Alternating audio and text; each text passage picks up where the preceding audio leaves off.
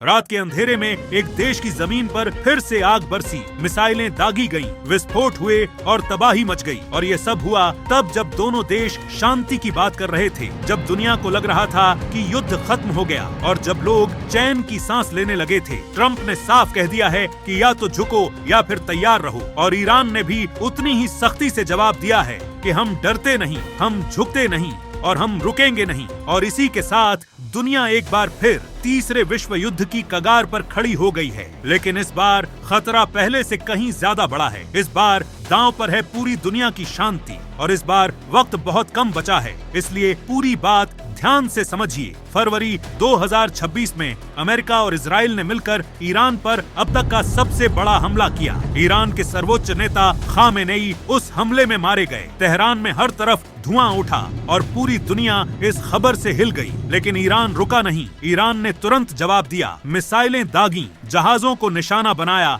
और पूरे मध्य पूर्व को आग में झोंक दिया। हफ्तों तक युद्ध चलता रहा, लाखों लोग डरते रहे और तेल की कीमतें आसमान छूने लगीं। और फिर अप्रैल 2026 में पाकिस्तान बीच में आया और उसने दोनों देशों को बैठकर बात करने पर मजबूर किया। और इसी कोशिश के बाद एक युद्ध विराम हुआ। 2 हफ्ते के लिए दोनों देशों ने हथियार रोके और दुनिया ने राहत की सांस ली। लेकिन असली खेल अब शुरू होता है। 25 मई 2026 की रात, जब सब सो रहे थे, जब युद्ध विराम चल रहा था और जब पाकिस्तान इस्लामाबाद में शांति वार्ता करा रहा था, ठीक उसी वक्त अमेरिकी सेना ने ईरान के होर्मुज जलडमरू मध्य के पास मिसाइल प्रक्षेपण केंद्रों पर सीधा हमला कर दिया और ईरानी नौसैनिक जहाजों को निशाना बनाया गया। अमेरिकी रक्षा विभाग ने इसे आत्मरक्षा बताया और कहा कि हमें खतरा था, इसलिए हमला किया। लेकिन ईरान ने इसे युद्ध विराम का सबसे बड़ा धोखा करार दिया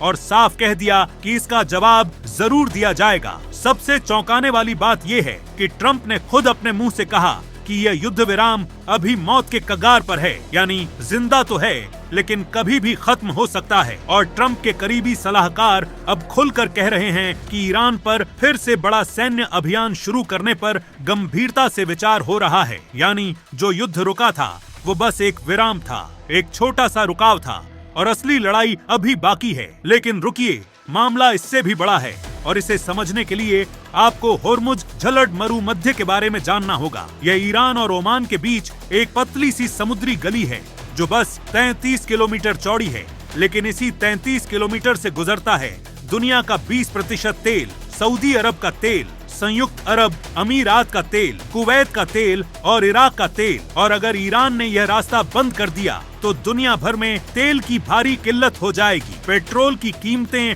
रातों रात दोगुनी हो सकती हैं और पूरी विश्व अर्थव्यवस्था हिल जाएगी। और अब आती है वो बात जो हर भारतीय को जाननी चाहिए, क्योंकि हम सोचते हैं कि ये तो दूर का मामला है, ये तो मध्य पूर्व का झगड़ा है और हमें क्या फर्क पड़ता है। लेकिन दोस्तों, बहुत बड़ा फर्क पड़ता है। पहली बात ये है कि अगर होर्मुज का रास्ता बंद हुआ तो भारत में पेट्रोल 120, 130, यहाँ तक कि 150 रुपए तक जा सकता है। डीजल महंगा होगा, ट्रक महंगे होंगे, हर चीज की आपूर्ति महंगी होगी और सब्जी, दाल, चावल सब कुछ महंगा हो जाएगा। यानी आम आदमी की जेब सीधे खाली होगी। दूसरी बात ये है कि मध्य पूर्व में 1 करोड़ से ज्यादा भारतीय काम करते हैं। संयुक्त अरब अमीरात में, कुवैत में, बहरीन में, ओमान में और सऊदी अरब में। और ये सारे देश ईरान की मिसाइलों की जद में आते हैं। अगर युद्ध फिर भड़का तो इन लाखों भारतीयों की जान सीधे खतरे में आ जाएगी। और इसीलिए भारत के विदेश मंत्रालय ने पहले ही चेतावनी जारी कर दी है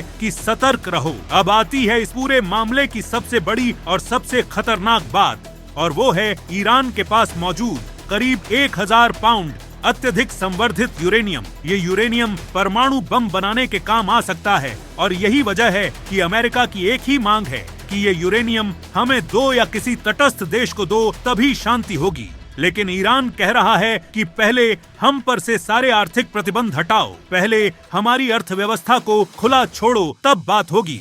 और दोनों अपनी अपनी जिद पर अड़े हैं और दोनों झुकने को तैयार नहीं हैं। इधर पाकिस्तान शांति की उम्मीद लिए बीच में खड़ा है, उधर चीन चुपचाप बैठकर अपना फायदा देख रहा है, ईरान से सस्ता तेल ले रहा है और अमेरिका की कमजोरी का इंतजार कर रहा है। और रूस भी चुप है।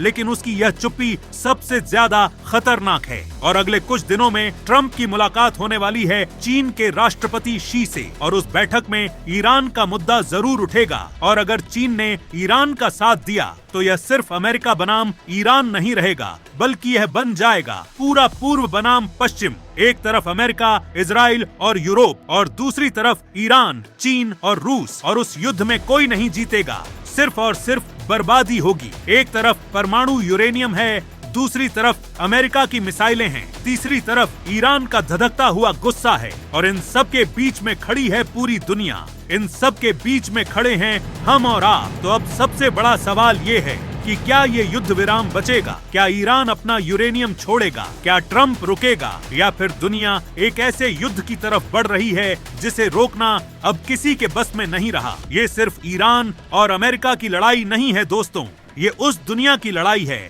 जिसमें हम सब रहते हैं। और ये आपकी, मेरी और हम सब की जिंदगी से जुड़ा सबसे बड़ा सवाल है। आपको क्या लगता है कि क्या ट्रंप का यह दबाव काम करेगा, या ईरान एक बार फिर पूरी दुनिया को युद्ध में खींच लेगा? अपनी राय नीचे टिप्पणी में जरूर बताइए। और अगर ये वीडियो आपको जरूरी लगी तो अभी हमारे साथ जुड़िए, क्योंकि अगली खबर और भी बड़ी होने वाली है।